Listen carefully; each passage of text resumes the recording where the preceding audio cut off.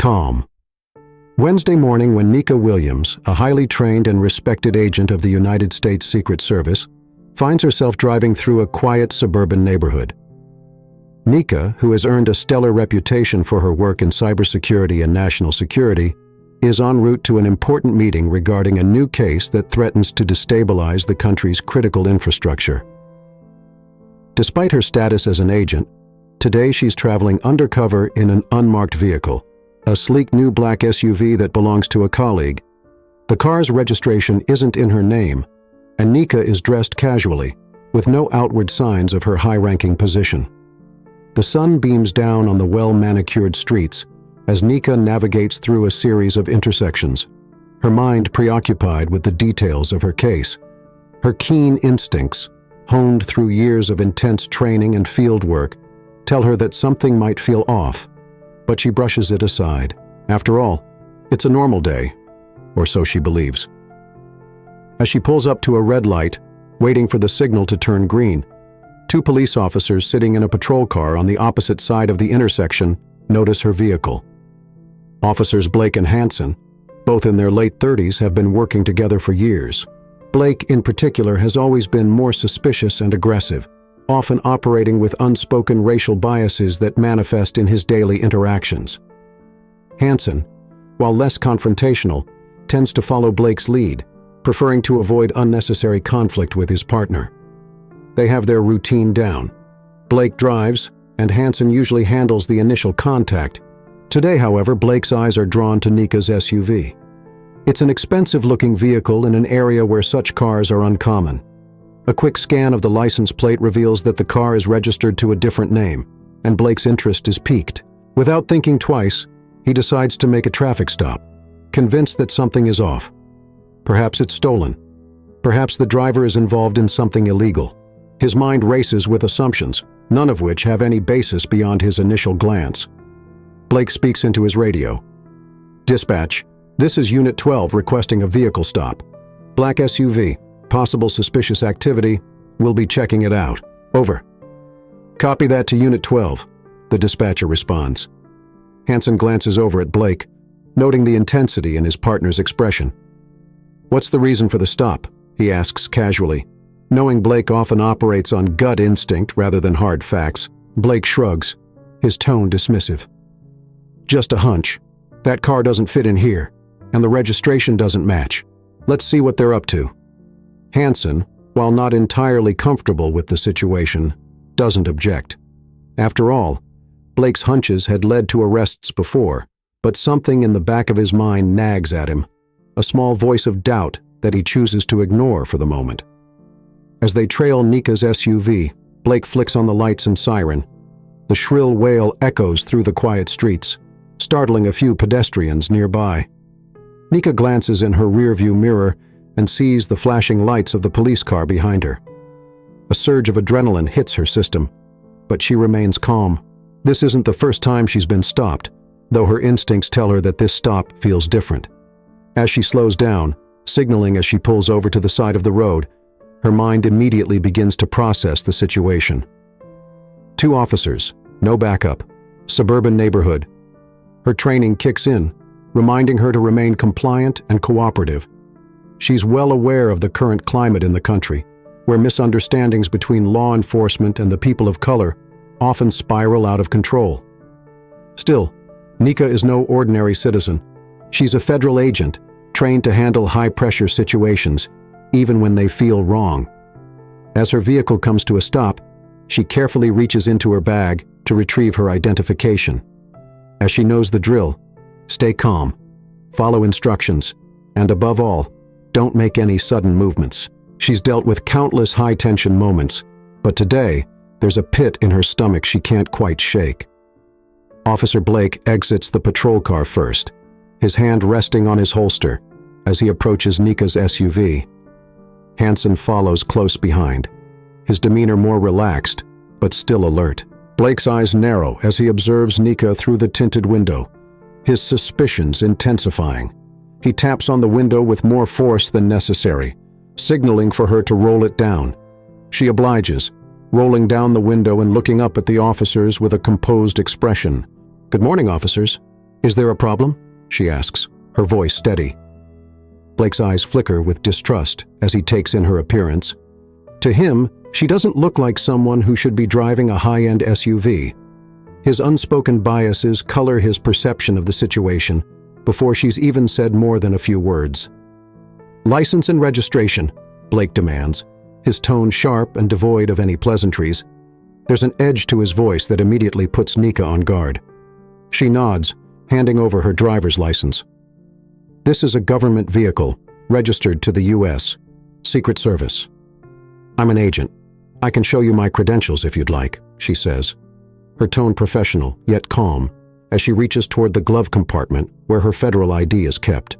Blake's expression shifts from suspicion to disbelief. "Secret Service. Yeah, right. You got a badge to back that up?"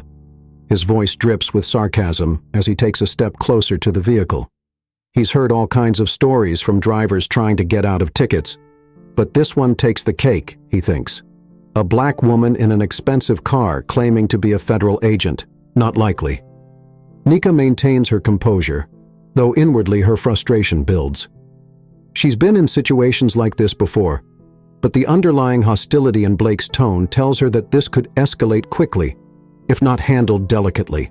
"I have my credentials in the glove compartment, officer. If you'll allow me to reach for them," she responds carefully, her eyes watching both officers' movements. Hansen, standing a few feet behind Blake, shifts uncomfortably. He's seen this type of situation escalate before, and something about Nika's calm demeanor makes him question Blake's aggressive approach, but years of partnership have taught him not to interfere unless absolutely necessary. Blake, however, isn't interested in listening. His mind is already made up. "Stay in the car," he snaps, cutting her off before she can explain further. "Step out of the vehicle now." Kinar hesitates for a brief moment, her instincts screaming at her that this is not going the way it should. She's a federal agent on official business, but none of that seems to matter right now. Slowly, she unbuckles her seatbelt and steps out of the vehicle, keeping her hands visible at all times. Blake moves in closer, eyeing her with thinly veiled contempt. "Let's see what you've got in there," he mutters, nodding toward the vehicle. As Nika steps aside, Blake pushes past her, leaning into the car to inspect the interior. His eyes fall on a sleek, encrypted tablet sitting on the passenger seat, a piece of highly sensitive government equipment used for her work in cybersecurity. He picks it up, turning it over in his hands with a sneer. "What's this?" "Some kind of hacking device?" Blake asks, his voice dripping with accusation. Nika takes a deep breath, keeping her voice calm despite the growing tension. "It's a work device. I'm authorized to carry it." But Blake isn't listening. He's already convinced himself that Nika is involved in something nefarious, and nothing she says will change his mind. "Turn around," he orders, his hand going to his cuffs. "You're under arrest." Nika's heart pounds in her chest, but she doesn't resist. She's been trained for this, but even training can't prepare her for the humiliation and injustice of being wrongfully detained. As the cold metal of the handcuffs snaps around her wrists, she glances over at Hansen, who remains silent, his face etched with uncertainty. At that moment, Nika realizes that this situation is far from over, and the worst is yet to come. The guest stands on the side of the road, the handcuffs tight around her wrists as Officer Blake looms over her. The air feels tense, thick with unspoken hostility. Her mind races, calculating the best course of action, but her years of training tell her that resisting now would only make things worse. She needs to keep her composure, even as she feels the weight of Blake's accusations pressing down on her. She's dealt with difficult situations before, but this is different. This feels personal. Blake turns back to her, holding up the encrypted tablet he found in the SUV, a smug look plastered on his face. "What is this, huh? Some kind of hacking device? Planning to steal some data, or maybe you've already done it?" Nika, her expression still calm, meets his gaze. "Officer, that's a government-issued device. I'm a federal agent, as I've already explained. If you allow me to access my ID in the glove compartment, I can show you my credentials." Blake's eyes narrow, his expression one of disbelief mixed with disdain. He doesn't believe her, not one word. To him, she's just another person trying to talk her way out of trouble. And the fact that she's black, driving an expensive car, and claims to be a Secret Service agent only fuels his already deeply ingrained prejudices. "Sure," Blake says, dragging the word out sarcastically. "A Secret Service agent, huh? That's rich. You must think I'm stupid." He gestures for Hansen, who has been standing quietly by to keep an eye on Nika while he continues to rummage through the vehicle. Officer Hansen, who up until this point has been passive, shifts uncomfortably. He's not as sure as Blake that this is the right course of action. Nika's calm, professional demeanor doesn't match the profile of someone involved in criminal activity. And then there's the fact that she's been nothing but cooperative. Still, Hansen stays silent, not wanting to go against his partner, though a flicker of doubt begins to gnaw at him. Nika can sense Hansen's hesitation and decides to address him directly. "Officer Hansen," she says, her voice firm but respectful. "I understand your partner's concerns, but if you give me the chance to access my ID, this can all be cleared up quickly. You're making a mistake here." Hansen shifts awkwardly but doesn't respond. Blake, overhearing the exchange, turns and sneers. "You're a mistake. The only mistake here is you thinking you can lie your way out of this. Now shut up and stop trying to play the victim." Nika bites her tongue, the tension rising in her chest. The anger she feels at being wrongfully accused and treated with such blatant disrespect simmers just below the surface, but she knows better than to let it show. So that Blake isn't looking for an explanation. He's looking for confirmation of his own biases, and she knows that any further protest on her part could be twisted into something it's not. Blake pulls away from the SUV, tossing the tablet carelessly back onto the passenger seat. "You know what I think. I think you're full of it. I think you stole this car, and that device right there is proof that you're up to no good, probably working with a cybercriminal gang or something. I've seen this kind of thing before." Nika holds his gaze, her voice measured. "I haven't stolen anything. That's my colleague's car, and I'm on official business. You're making assumptions based on nothing." Blake's eyes flare with anger at her calm rebuttal. "You want to keep running your mouth, or are you going to come clean? Because if you don't, things are about to get a lot worse for you." He steps closer, invading her personal space, his posture aggressive. Kinaika doesn't back down, but she chooses her next words carefully. "I've told you the truth, officer. I'm not here to argue with you. I know my rights, and I know you're acting outside of protocol, but I also know this situation doesn't have to escalate any further." Blake scoffs, shaking his head. "You know your rights? Well, good for you, but around here I call the shots, not you. So you're going to listen to what I say, and right now, I say you're under arrest. So I will see what the station thinks about your little story." Before Nika can respond, Blake moves swiftly, grabbing her by the arm and leading her toward the patrol car. Hansen watches from the side, his discomfort growing by the second, but still, he says nothing. His silence weighs heavily on him, but he rationalizes it by telling himself that Blake is the senior officer and that he should trust his judgment. Yet something about the way Blake is handling this feels wrong. Very wrong. As Blake roughly places Nika into the back seat of the patrol car, she continues to maintain her composure, but internally she's bracing herself for what's to come. She knows this isn't just about her being in the wrong place at the wrong time. It's about Blake's assumptions, his biases, and his willingness to ignore the facts, because they don't fit the narrative he's already built in his head. Once Nika is secured in the back of the car, Blake returns to Hansen. "We'll run her through the system at the station, see if any warrants pop up. If she's clean, we'll book her for resisting arrest and make sure she knows not to try this stunt again. But something tells me she's not clean." Hansen nods, though the pit in his stomach grows. "What if she is who she says she is?" he ventures, his voice low. "What if she really is an agent?" Blake shoots him a withering look. "An agent? Don't be naive, you really believe that?" "Come on, Hansen, she's playing us." Hansen wants to argue, but the words stick in his throat. He knows he should say something, push back, question the arrest, but years of working in a system that values loyalty to your partner Over-questioning authority keep him silent. The doubt gnaws at him, but he convinces himself to wait and see how things play out at the station. Maybe Blake is right. Maybe Nika is lying. As they drive to the station, Nika sits in the back seat, her mind whirring. She knows her situation is serious, but she's also confident that the truth will come out. Colleagues in the Secret Service will vouch for her, and once she gets access to her phone, this misunderstanding will be cleared up.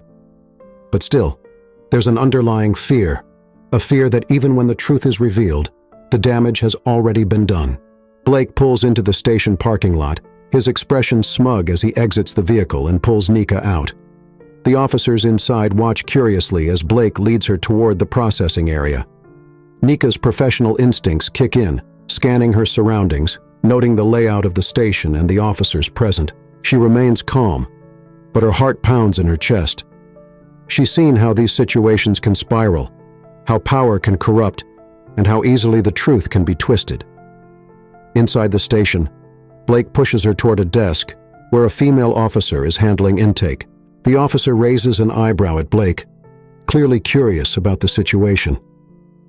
"What do we have here?" Blake grins, the arrogance dripping from his voice. "Caught ourselves a real winner. Says she's a Secret Service agent." "Can you believe that?" "Probably involved in some kind of cybercrime. Found an encrypted device in her car. I'm thinking we've got a hacker on our hands." The female officer looks Nika over, her expression neutral, through her eyes flickering with a hint of suspicion. "Is that right?" she says, her tone flat as she looks at Nika. Nika meets her gaze, still composed. "I am a Secret Service agent. I have credentials in the vehicle, but your officers refuse to let me show them." The female officer glances at Blake, who just shakes his head dismissively. Don't listen to her. But she's just trying to make herself sound important. "Let's get her processed, and we'll figure out the rest later." The female officer nods, pulling out the forms for processing, while Blake moves to the other side of the desk, clearly satisfied with how things are going. Hanson, standing nearby, watches the scene unfold, his unease now palpable. He knows he should say something, anything, but his fear of causing conflict with Blake keeps him silent. As Nika is led through the humiliating process of being booked, fingerprinted, photographed, and having her personal items taken, she remains calm, though inside, her frustration grows. She knows that the longer this drags on, the harder it will be to reverse the damage. Her reputation, her work, everything she's built over the years could be tarnished by this one wrongful arrest. And for what? Because an officer couldn't see past his own prejudices. Once the booking is complete, Nika is placed in a holding cell, the cold metal bench beneath her only adding to the surreal nature of the situation. But she's been on the other side of this process many times, ensuring that justice is served. But now, she's the one being treated like a criminal, and the bitter irony isn't lost on her. While she sits in the cell, waiting for her chance to contact her team, she knows that this isn't over, far from it. This is just the beginning of a fight, one that she's determined to win. Nika sits on the cold bench inside the holding cell, her mind racing as she contemplates the surreal situation she's found herself in. The startled smell of the station and the hum of the scent lights above add to the discomfort. But what grates at her the most is the injustice of it all. But she's been detained, handcuffed, and booked, like a criminal, all based on the unfounded suspicions of an officer driven by biases and assumptions. Chiaka knows she must remain calm, but the longer she sits there, the more difficult it becomes to suppress the rising frustration bubbling within her. Meanwhile, back at the front desk, Officer Blake is busy spinning his version of the story to his colleagues. His tone is casual, almost boastful, as he relays the details of the arrest. "I pulled her over, and right off the bat I could tell something was off. Henny, she's driving and sub-registered to someone else, claiming she's with a Secret Service," he scoffs, shaking his head. "Can you believe that? A Secret Service agent? In this neighborhood? Not a chance." The officers around him chuckle, nodding along as Blake continues. He's convinced of his version of the story, convinced that Nika is a criminal who's been caught red-handed, and nothing she says or does will change that. Officer Hansen, however, is standing on the sidelines, so silent and uneasy. He's been quiet ever since they arrived at the station, watching Blake's behavior with some growing discomfort. Hansen isn't sure what's more troubling: the fact that Blake is so calm, that Blake is so convinced of his guilt, or the fact that he's refused to give her the chance to prove otherwise. Hansen clears his throat and steps forward, his voice tentative. "Blake, don't you think we should at least check her credentials? I mean, what if she's telling the truth? If she really is with the Secret Service, this could turn into a serious problem for us." Blake turns to him, a smirk tugging at the corners of his mouth. "Come on, Hansen. You really believe that? She's just trying to get out of trouble. I've seen it 1,000 times before. Tahipal will say anything when they're backed into a corner." He leans in closer, his voice lowering. "Besides, even if she is telling the truth, she was acting suspiciously, and we found that encrypted tablet. It can only be used for questioning him." Hansen hesitates, glancing toward the holding area where Nika is being kept. His instincts are screaming at him that something is wrong, that Blake is pushing this too far, but he can't bring himself to argue. Blake is his partner, and going against him could have consequences for both of them. So Hansen bites his tongue and nods, though the doubt lingers. Blake, feeling bolstered by Hansen's silence, continues his tirade. "We're going to take a closer look at that tablet she was carrying. I bet there's something on there, maybe stolen data or worse. She's probably part of some hacking ring trying to pull off a cyber attack. That's why she's so desperate to convince us she's legit." But without another word, Blake strides off toward the evidence room, where the encrypted tablet has been placed for further investigation. As he walks, his mind races with the possibilities of what could be on the device. He's already convinced himself that this is no ordinary traffic stop, that Nika Williams is involved in something, is involved in Weishtad, and she's letting on. The more he thinks about it, the more certain he becomes that he stumbled onto a significant bust, and the thrill of it clouds his judgment even further. Inside the holding cell, Nika remains seated, her hands resting on her knees as she waits for any sign that this nightmare is about to end. She knows her rights, knows that she should have been allowed to contact her superior by now, but the officers have been dragging their feet at every turn. Her phone was confiscated along with her other personal items, and every time she's asked to make a call, she's been told to wait. The frustration gnaws at her, but she keeps her composure, for now. The door to the holding area creaks open, and Hansen steps inside, his face lined with uncertainty. He walks up to the bars of Nika's cell, looking down at her with a mixture of guilt and unease. Kanika meets his gaze, her eyes sharp and focused. She can tell he's conflicted, and she seizes the opportunity. "You know this isn't right," Nika says, her voice low but firm. "You know I haven't done anything wrong. You've seen my ID, you've heard my explanation. You can still fix this." Hansen shifts on his feet, glancing around to make sure no one is watching. "Look, I don't know what's going on here," he mutters, his tone defensive. "But Blake, he's convinced you're hiding something." Nika raises an eyebrow, incredulous. "Hiding something? I've been completely transparent. I told you who I am, and I told you what I was doing. Your partner is making assumptions, and you know it." Hansen looks away, guilt flickering in his eyes. "It's not that simple. Blake thinks there's something on that tablet, and until we can prove otherwise, we have to hold you for questioning."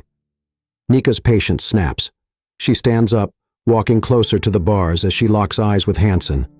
"You know as well as I do that there's nothing illegal on that tablet. It's a government-issued device. You have no grounds to detain me, and the longer you let this go on, the worse it's going to get for both of you." Hansen takes a step back, uncomfortable with the intensity in her gaze. "Look, I'm just following protocol," he says weakly, though even he doesn't believe his own words. "I'll talk to Blake, see if we can speed things up." Yamika watches as Hansen hurries out of the holding area, the weight of his indecision clear in every step he takes. She knows she's gotten to him, planted a seed of doubt, but she also knows it may not be enough. Blake is the one driving this, and until someone higher up intervenes, she's stuck.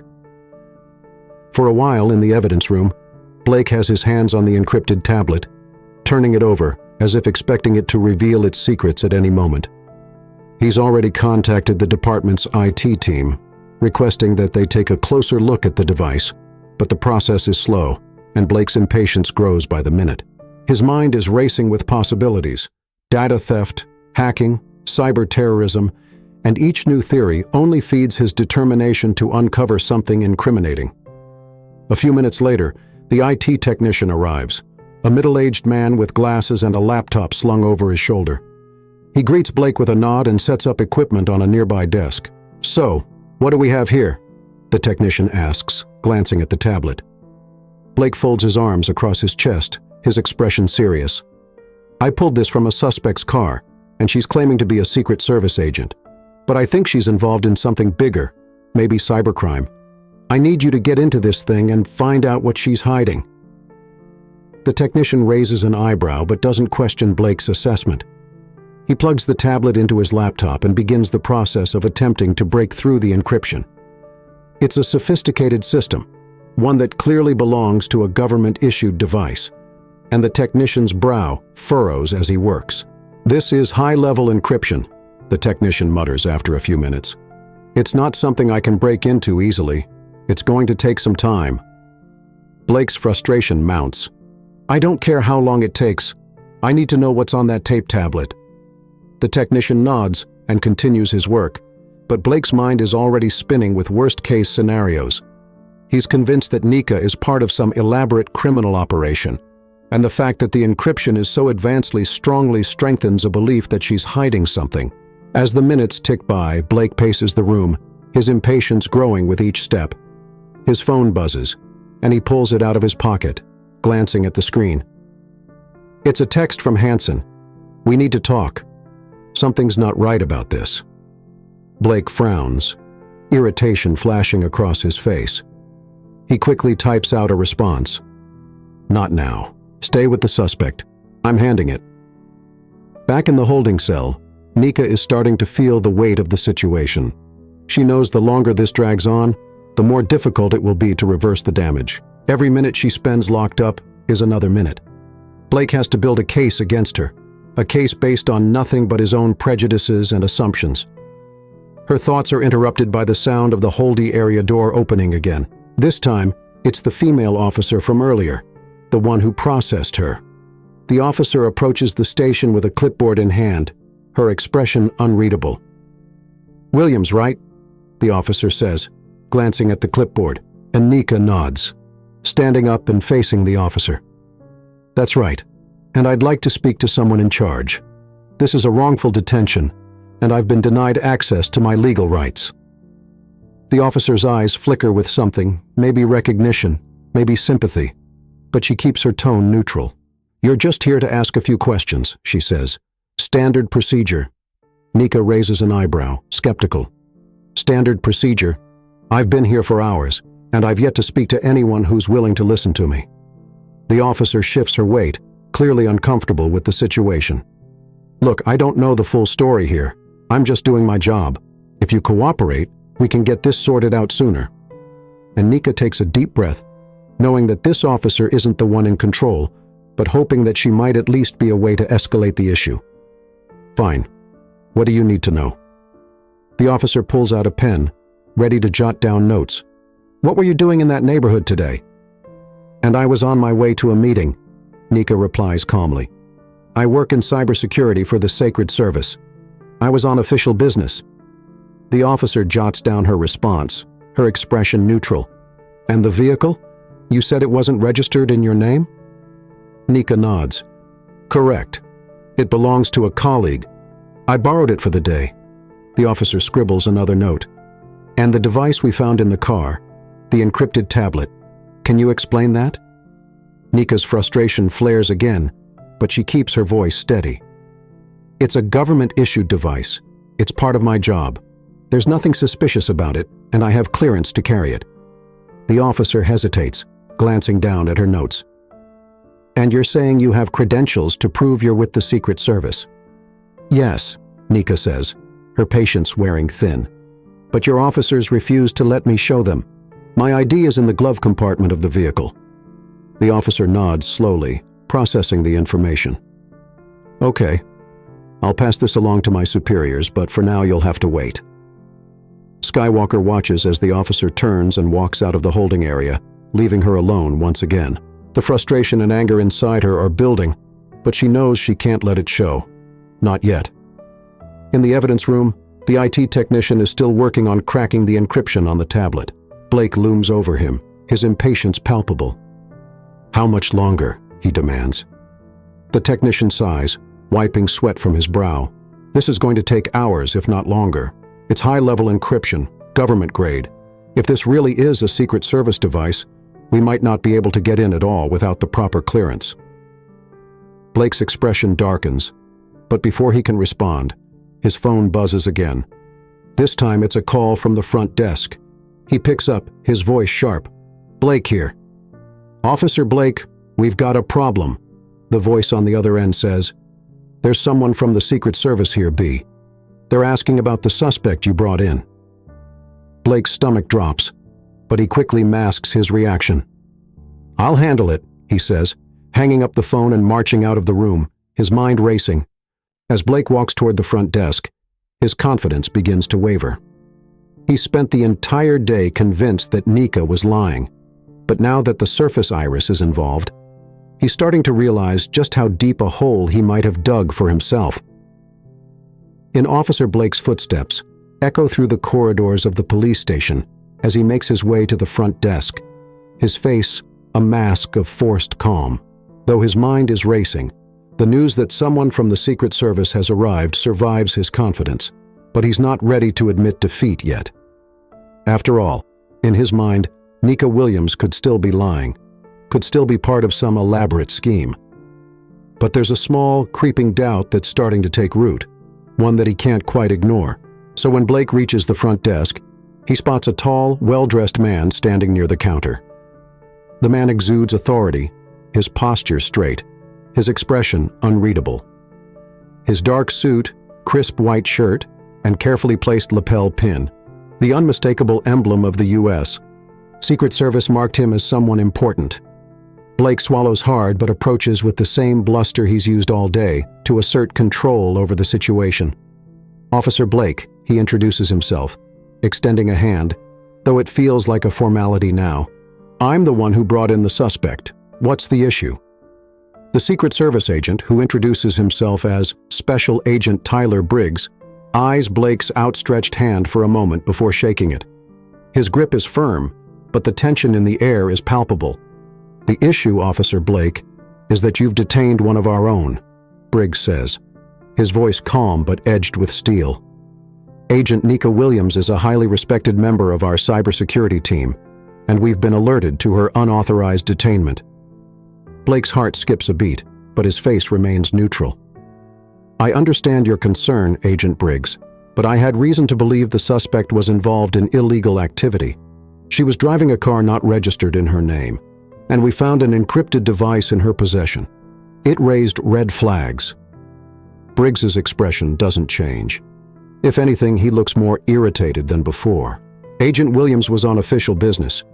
The car was borrowed from a colleague, and that encrypted device you're referring to is government property, a standard issue for an agent in her role." Blake opens his mouth to respond, but Briggs holds up a hand, cutting him off. "I've already spoken to your superiors. Agent Williams is to be released immediately, and all charges against her will be dropped. We'll be taking her into our custody." For a brief moment, Blake feels the floor shift beneath him. He's made a terrible mistake, and now, with the full weight of the Secret Service bearing down on him, he realizes just how badly wrong. But his pride and years of operating under his own flawed assumptions won't let him back down so easily. "With all due respect, Agent Briggs," Blake says, his tone still defensive, "we're still investigating this matter. We found what we believe to be suspicious materials in her possession until we can fully confirm her story." Briggs's gaze hardens, his patience clearly wearing thin. "This is not a negotiation, Officer Blake. You've detained an innocent federal agent on false pretenses, and now you're facing the consequences of your actions. And if you continue to obstruct her release, we'll be forced to escalate this matter further, and I can assure you that's not a road you want to go down." Blake clenches his jaw, his thoughts swirling in a mix of frustration and fear. The reality of the situation is hitting him hard, but part of him still clings to the idea that he was justified in his actions, that he wasn't wrong to follow his instincts, even if those instincts were influenced by biases he refused to acknowledge. Before Blake can say anything else, the station's captain, a burly man in his 50s with a no-nonsense attitude, strides into the room. His face is set in a grim frown as he takes in the scene. "Blake, we need to talk," the captain says, his voice brooking no argument. "In my office now." Blake stiffens but nods, casting one last glance at Agent Briggs before following the captain into the office. The door closes behind them with a heavy thud, leaving Blake standing in front of the captain's desk, trying to maintain his composure. The captain doesn't waste any time. "What the hell is going on, Blake?" he snaps, his eyes blazing with frustration. "We've got the Secret Service breathing down our necks because of this. Why wasn't I informed that you were holding a federal agent?" Blake shifts uncomfortably. "I didn't know she was an agent at first. She wasn't acting like one. The car wasn't registered to her, and the whole situation seemed suspicious. I was following protocol." "Protocol?" the captain interrupts, incredulous. "Detaining a Secret Service agent based on a hunch is not protocol, Blake. We've crossed a line, and now you've put this department in a very dangerous position." Blake bristles at the accusation. "With all due respect, sir, I believe I was right to be cautious. She had an encrypted device in the car." The captain holds up a hand to stop him. "Enough. This isn't about what you believed. This is about what you did. You should have handled this differently the moment you realized who she was. Now we're in damage control mode. Agent Williams is being released, and you're going to personally escort her out of here and apologize." Blake's stomach drops at the thought. Apologize? To her? His pride flares up, but he knows there's no room to argue. It's already in deep enough trouble as it is. "Yes, sir," Blake mutters through gritted teeth, his face burning with humiliation. The captain stares at him down for a long moment, clearly disappointed. "I expect better judgment from you, Blake. This is going on your record, and there will be consequences. Now go. Fix this before it gets worse." Blake nods stiffly and exits the office, feeling a mix of anger and shame. As he makes his way back to the holding area, his mind races with conflicting emotions.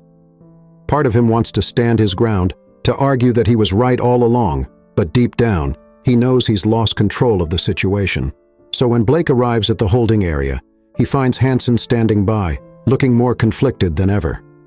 Hansen glances at Blake, unsure of what to say, but before he can speak, Blake brushes past him and unlocks the cell where Nika is being held. Gaff stands as soon as the door swings open, her expression calm but speedy. She knows the power dynamic is shifting in her favor, but that doesn't erase the hums of her. Blake can feel her eyes on him, and for the first time all day, he feels a flicker of guilt. "Agent Williams," Blake says, his voice stiff and formal. "You're free to go. I apologize for the misunderstanding." Nika watches him closely, her gaze unwavering. She doesn't say anything for a long moment, letting the weight of his words hang in the air. Finally, she steps forward, her posture straight and dignified despite everything she's been through. "And I hope this serves as a lesson," Officer Blake says, her voice low but firm. "Assumptions and biases don't just harm innocent people. They undermine the very system you're supposed to protect." Blake swallows hard, his pride warring with the growing realization that he's in the wrong. He opens his mouth to respond, but no words come. Nika turns and walks out of the cell, heading toward the front desk where Agent Briggs is waiting. As she approaches, Briggs gives her a nod of respect, then turns his attention back to the officers at the desk. "Agent Williams will be leaving with me. We'll handle the rest from here." The officers at the desk nod, clearly aware of the tension in the room. They move quickly to return Nika's belongings, including the encrypted tablet that had caused so much trouble. Nika takes it without a word, her mind already moving past the ordeal and on to the next steps. This isn't over, not by a long shot. As Nika and Briggs exit the station, the cool air outside fights fire for relief after the claustrophobic tension of the police station. Here, Briggs walks alongside her, his expression serious but supportive. "You handled that well, Nika," he says after a moment. "I know it wasn't easy, but you kept your composure. That's what matters." Nika nods, though her mind is still processing everything that's happened. "It shouldn't have come to this," she says, her voice tight. "He had no reason to detain me. And yet, here we are. How many others go through this without the resources or the status to fight back?" Briggs sighs, his expression grim. "Too many. But we'll make sure this doesn't get swept under the rug. Blake and the department will face consequences for this." Nika's gaze hardens. It's not just about consequences. It's about the bigger picture. This isn't just one bad cop making a mistake. It's a system that allows this kind of behavior to continue. Briggs nods in agreement, though there's a weariness in his eyes. "I know, and we'll keep fighting it. But right now we need to get you back to HQ.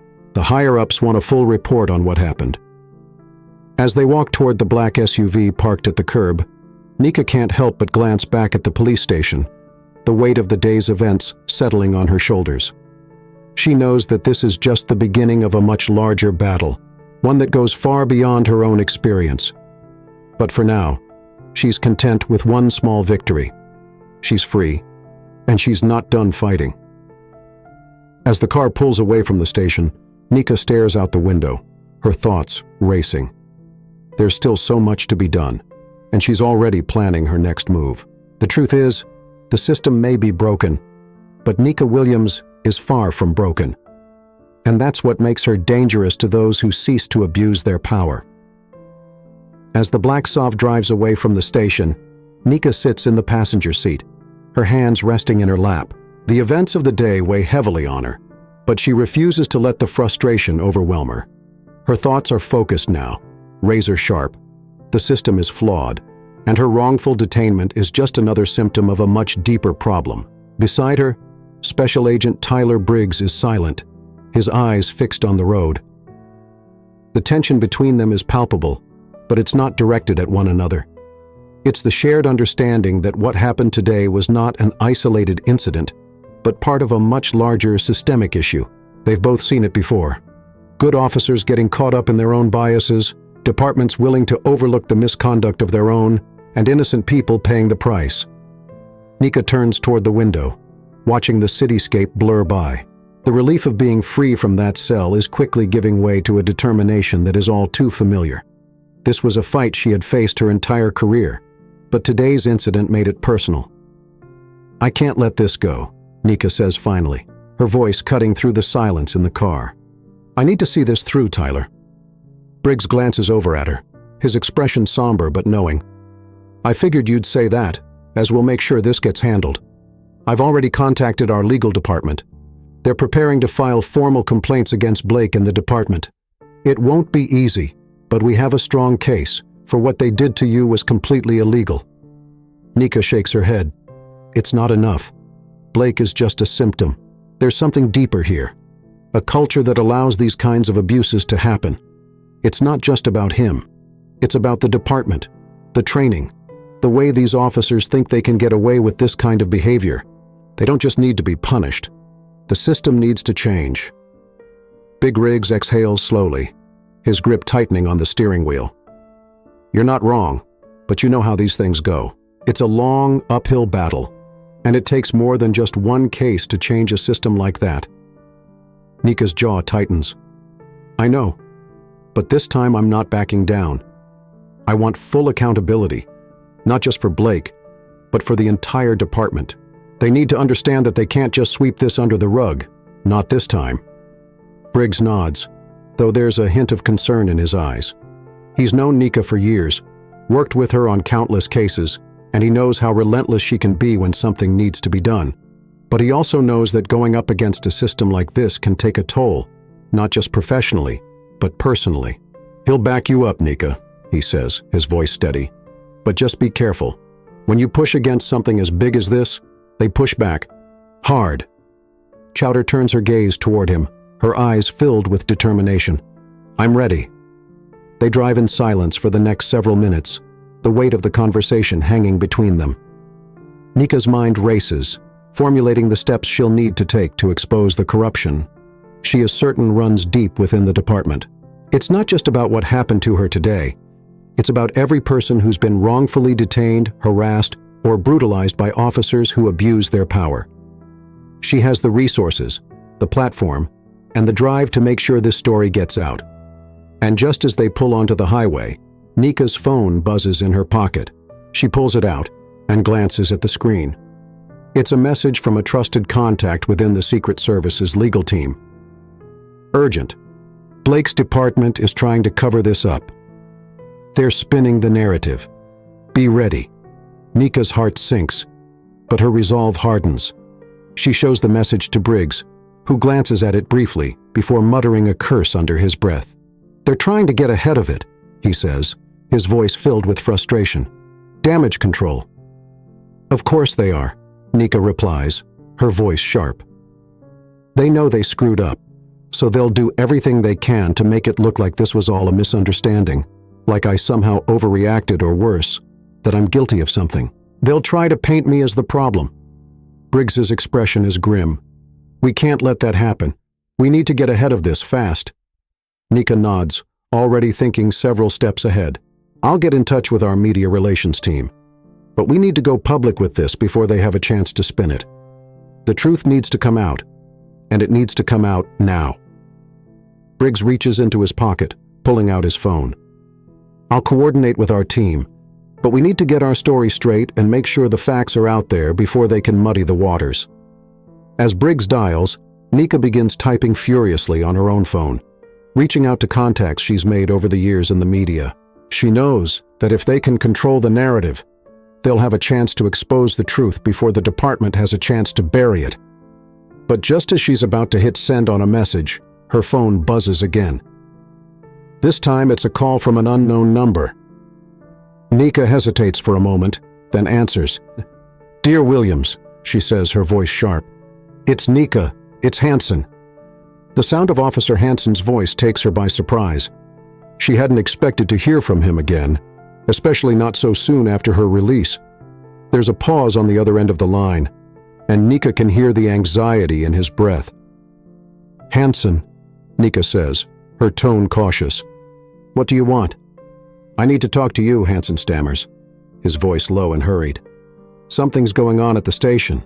Blake's been pulling some strings. They're trying to frame you. Kanika's heart skips a beat, and she glances at Briggs, who is still on his call. What do you mean they're trying to frame me? Hansen's voice is shaky, but he pushes forward. I don't know the full details, but Blake's working with the department's internal affairs unit. They're going to claim that the tablet we confiscated from you had classified information on it, information you weren't authorized to have. So they're going to say you were involved in some kind of illegal surveillance operation. I overheard them talking about it after you left. Kanika's blood runs cold, but she keeps her voice steady. Are you telling me they're fabricating evidence against me against... Yes, Hansen says, his voice filled with desperation. Blake's trying to cover his tracks, and he's pulling the department in with him. And they're going to try to make it look like you were involved in something illegal, and they've already started drafting the report. Nika's grip tightens on her phone. Why are you telling me this? Why now? Hansen's pause is telling. Because I know this isn't right. I didn't stop it when I should have. I let it happen, but I can't let them ruin your life for something you didn't do. Nika is silent for a moment, her mind racing. Hansen's confession is both a lifeline and a ticking time bomb. If what he's saying is true, then the department is moving quickly to not only bury the truth, but to destroy her reputation in the process. And if they succeed, her career, everything she's worked for, will be over. And I need proof, Hansen, Nika says finally, her voice cold and precise. If you're telling the truth, I need something concrete. A recording? Documents? Anything that shows they're fabricating this. Hansen hesitates, but then his voice steadies. I'll get it to you, but you have to move fast. They're going to make their move soon. Kisenika's heart pounds as she hangs up the phone, her mind a flurry of thoughts. She turns to Briggs, who has just finished his own call.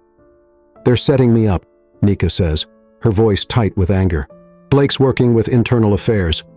They're going to claim I was involved in illegal surveillance. Hansen just called to warn me. Briggs's face hardens, his eyes narrowing in anger. So they're going full on with the cover-up. This is bad, really bad. Nika takes a deep breath, her mind racing. We need to act fast. If Hansen can get us proof, we can blow this wide open. But we need to be ready for them to push back hard. Briggs nods, his jaw clenched. I'll get our legal team on this. We need to prepare for a media blitz, and we need to make sure they don't have time to release their fabricated evidence.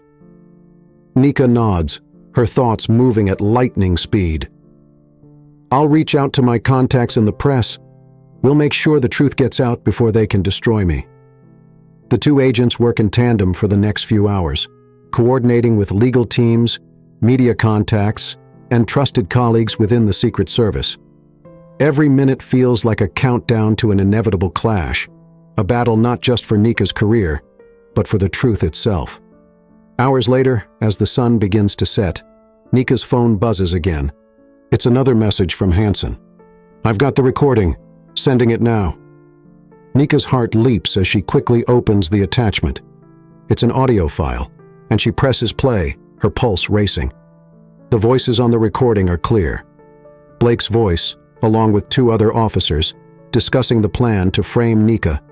They're talking about planting false evidence, manipulating the encrypted tablet's data, and coordinating with internal affairs to create a narrative that will make it look like Nika was engaged in illegal activity. Nika's blood boils as she listens, but her mind is focused. This is the proof she needed.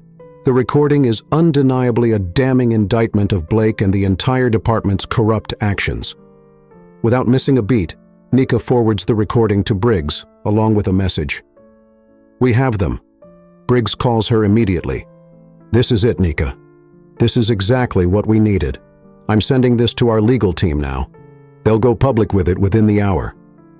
Kamika breathes a sigh of relief, but it's laced with exhaustion. The battle isn't over yet, but for the first time all day, she feels like she has the upper hand. As the SUV continues down the road, Nika stares out at the darkening sky, her mind still racing. The department tried to destroy her, but now, with Hansen's help, she has the weapon she needs to expose the truth, and she won't stop until justice is served, not just for herself, but for everyone who's ever been wronged by the very people sworn to protect them. Tomorrow, the world will know the truth. Nika's pulse quickens as she and Agent Briggs sit in the dimly lit conference room at Sacred Secret's headquarters, surrounded by their legal team and trusted colleagues. The air is tense, filled with the quiet hum of phones buzzing and fingers tapping on keyboards. Everyone is preparing for what's about to happen, a media storm that could either destroy her or expose the corruption that had put her in this position in the first place. From the table in front of her sits the evidence that will make or break the case, Hansen's recording. Blake and his accomplices have been caught plotting to fabricate evidence and manipulate the encrypted tablet's data. The recording is crystal clear, the voice is unmistakable, and there's no way Blake can spin his way out of this now. Across from Nika, Briggs is deep in conversation with one of the agency's senior attorneys, his tone clipped but urgent. We go public with this now, before Blake's department has a chance to release their fabricated narrative. If we don't control the timing, they'll have the upper hand. The attorney nods, his eyes scanning the text of a press release that will be distributed within the hour. We've got the recording, and we've already filed formal complaints with the Department of Justice and the local police oversight board. This is solid, but we need to brace for the fallout. Nika exhales slowly, the tension in her shoulders finally starting to ease. She knows this is only the beginning, but it's the turning point she's been fighting for since the moment Blake slapped the cuffs on her. She's no longer on the defensive. Now she's the one pushing back. A knock on the door interrupts the conversation, and a junior agent steps in, holding a tablet. The press is ready, awaiting a statement. Briggs nods and glances at Nika. You ready for this? Nika straightens in her chair, her eyes hardening with resolve. I've been ready since the moment they tried to ruin me. Let's do this. With that, the team moves swiftly into action. The press release is sent out to major media outlets, accompanied by the damning audio recording. Within minutes, newsrooms across the country are scrambling to break the story. Secret Service agent wrongfully detained Corporal Ao. She watches as the headlines flash across the sum of the screen of the tablet in front of her. The truth is finally out, and there's no turning back now. She knows Blake and his department will be reeling from this, but she also knows they won't go down without a fight. Just as the first wave of news reports hits the airwaves, Nika's phone buzzes. It's a message from an old friend in the media, someone she's worked with before on high-profile cybersecurity cases. This story is blowing up.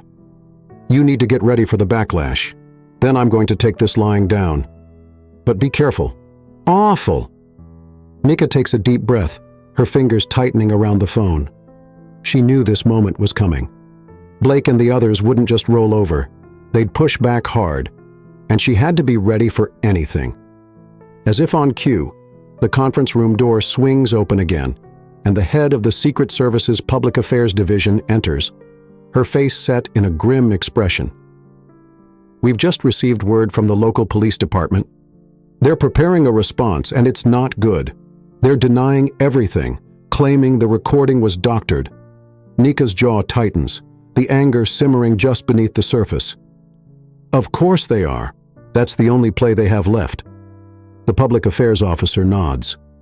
They're also pushing the narrative that this was a case of mistaken identity, that Blake didn't know you were an agent until it was too late. They're trying to frame it as a miscommunication and claiming you resisted arrest. Nika clenches her fists, the injustice of the situation rekindling her fury. They're doubling down on the lie. Briggs steps forward, his voice calm but authoritative. We anticipated this. It's a desperate move. Your job now is to stay focused on the facts. The recording speaks for itself, and we've already initiated legal action. Their response only makes them look more guilty. The legal team nods in agreement, but Nika can feel the weight of the moment pressing down on her. This isn't just about clearing her name anymore. It's about exposing the rot at the core of a system that had allowed officers like Blake to operate with impunity for far too long. The stakes are higher than ever. Fibrix turns to Nika, his gaze steady. We need to stay ahead of them. The press is going to want a statement from you, something personal.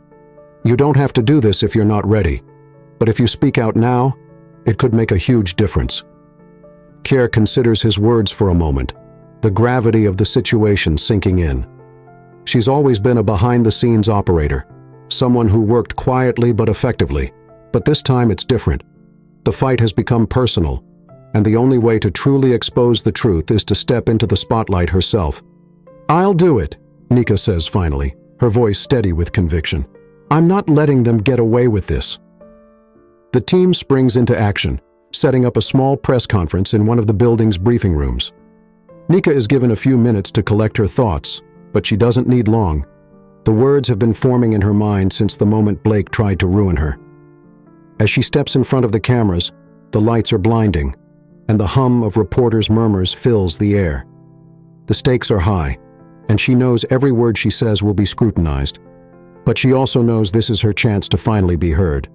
She clears her throat, and the room falls silent. My name is Nika Williams, she begins, her voice clear and unwavering. I am an agent with the United States Secret Service, and for the past several hours, I have been fighting to clear my name after being wrongfully detained by officers of the local police department. What happened to me was not an isolated incident. It was the result of systemic bias, corruption, and a willingness to abuse power. She pauses, letting the words sink in. The officers involved in my detainment, led by Officer Blake, not only violated my rights, but they conspired to fabricate evidence and cover up their misconduct. Thanks to the brave actions of a whistleblower within their department, we have obtained proof of their actions, and we have made the proof available to the public. Kinika's eyes sweep across the room, meeting the gazes of the reporters and cameras that are broadcasting her words live to millions of viewers. This is not just about me. This is about every person who has been wrongfully detained, harassed, or mistreated by law enforcement officers who believe they are above the law. It's about a system that allows these abuses to continue unchecked, but today we are fighting back. As she takes a deep breath, the weight of her words heavy but necessary, I will not stop until there is full accountability for the actions taken against me. Officer Blake and his accomplices will face justice for what they've done, and I will continue to work, not just for myself, but for every person who has been a victim of this broken system. Nika steps back from the podium, her heart pounding in her chest. The room is silent for a moment, and then the questions begin to pour in. But Nika doesn't hear them. She's already turning to leave, her mind focused on what comes next. She exits the room. Briggs is waiting for her, a proud but concerned look on his face. That was powerful, Nika. You're going to make waves with that. Nika nods, though she's still processing everything that's just happened. I just hope it's enough. Briggs places a hand on her shoulder. It will be. We've got the truth on our side. For now, the whole world knows it. As they walk down the hall together, Nika feels a sense of resolve settle over her. The fight isn't over, not by a long shot, but for the first time in days, she feels like she has the power to win. The system may be broken, but with the truth now out in the open, the pieces are finally starting to fall into place. The aftermath of Nika's press conference is a whirlwind. The story dominates the news cycle for days, with headlines splashed across major networks. Secret Service agent falsely accused, evidence tampering, policed, corruption exposed, and whistleblower cut a blower reveals plot to frame federal agent. The public reaction is swift and fierce. There's an outpouring of support for Nika, as well as growing outrage directed at Officer Blake and his department. The tides have turned, and it's clear that Nika's fight is now the nation's fight. Inside Secret Service headquarters, Nika watches the coverage on a television screen in the hallway, surrounded by her colleagues. The weight of what's happened hasn't fully lifted from her shoulders, but there's a palpable sense of victory in the air. She had fought back against the system and won. Special Agent Briggs approaches, his expression one of quiet satisfaction. You did it, Nika. They can't bury this now. Nika gives a small nod, though her mind is still processing the scale of what's transpired. It doesn't feel real yet, she admits. It's hard to believe we're finally on the other side of this. Briggs nods thoughtfully. I get that, but we've got momentum now, and we're not letting our of it. The Department of Justice is launching an official investigation into Blake and the entire precinct. Internal Affairs won't be able to protect him anymore. The news should bring relief, and in some ways it does. But Nika also knows this is just the beginning. There's still a long road ahead for her, for the whistleblower Hansen, and for everyone else who's been affected by the corruption they've uncovered. I know, Nika says, her voice steady. But this isn't just about Blake. It's about the entire system. He's one officer, but there are plenty more like him. This fight is far from over. Briggs offers her a reassuring smile. And you're the one leading the war. Don't forget that, Hart. Nika looks back at the television, watching as a panel of analysts discusses the implications of the case. They're talking about police reform, about systemic racism, about accountability. It's the conversation that needed to happen, the one she'd hoped her ordeal would spark, and now it's finally happening. The next few weeks are a blur of legal battles, public appearances, and internal reviews. Blake is suspended from duty, pending a full investigation, and several of his colleagues are implicated in the conspiracy to frame Nika. The fallout is immense, with calls for sweeping reforms within the department. Officers like Blake, who had operated unchecked for years, are finally being held accountable. Hansen, the whistleblower who risked his career to bring the truth to light, is also facing his own challenges. While his actions were crucial in exposing Blake's corruption, he's met with resistance within his own ranks. Many of his fellow officers see him as a traitor, someone who broke the unspoken code of loyalty among the force. But Hansen stands firm, knowing that what he did was right. With the backing of the Secret Service and public support, he's placed under federal protection, ensuring his safety as the investigation unfolds. One afternoon, Nika receives a call from Hansen. His voice is quieter than she remembers, but there's a hint of relief in it. Williams, he says, I just wanted to say thank you for everything. You didn't have to help me after all of this, but you did. Nika leans back in her chair, glancing out the window at the city below. You did the right thing, Hansen. You didn't just help me. You helped expose something that could have kept happening, and that took courage." There's a brief pause on the other end. "Yeah, well, I guess I had to make up for standing by for too long. I'm glad it's all coming out now, though. People need to know." "They do," Nika agrees. "And now, they will." As the weeks turn into months, the legal process grins forward. Blake is charged with multiple counts of evidence tampering, false arrest, and conspiracy. His case became a flashpoint in the national debate over police reform, with civil rights organizations calling for deeper investigations into law enforcement practices across the country. The public is watching closely, and for the first time in years there's a real sense that change might be possible. Ga, meanwhile, returns to her work at the Secret Service, but things are different now. Her case has elevated her profile, not just within the agency, but across the country. She's invited to speak at conferences, to join panels on criminal justice reform, and to meet with lawmakers who are pushing for legislation aimed at addressing the systemic issues that her case highlighted. But through it all, Nika remains grounded. She knows that while her battle may have been won, the larger fight is ongoing. Every victory is hard won, and there are still countless people facing the same injustices she fought against. So one evening, as Nika is leaving the office, she pauses in the lobby, looking at a framed photograph of the agency's emblem on the wall. And she reflects on everything that's happened, the fear, the anger, the determination, and ultimately the victory. It's been a harrowing journey, but she knows it was necessary, not just for herself, but for everyone who had been silenced, ignored, or begun. Briggs walks up beside her, following her gaze to the emblem. "You did something big here, Nika. Don't forget that." Gator turns to him, a small smile tugging at the corners of her mouth. "I didn't do it alone." Briggs chuckles. "Maybe not. But you're the one who stood in front of the world and told the truth. That's something no one can take away from you." Saika nods, feeling the weight of his words. "Thanks, Tyler. I just hope this is the start of something bigger." "It is," he says confidently. "And it's not over yet. Not by a long shot."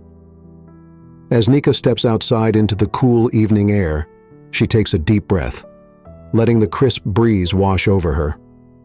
The world feels a little different now, more hopeful but still challenging. She knows there will be more battles to come, more obstacles to face. Yep, she also knows that she's ready for them. She walks down the street, her mind already turning to the future. The fight for justice is far from over, but for now she takes solace in the fact that, for the first time in a long time, the truth has won. And as long as she's standing, she'll keep fighting for what's right. Because in the end, that's what this was always about. Not just clearing her name, but fighting for a world where no one has to go through what she did. And that's a fight worth having. As the night settles in around her, Nika walks forward with a sense of purpose. The road ahead is long, but it's one she's ready to face, step by step,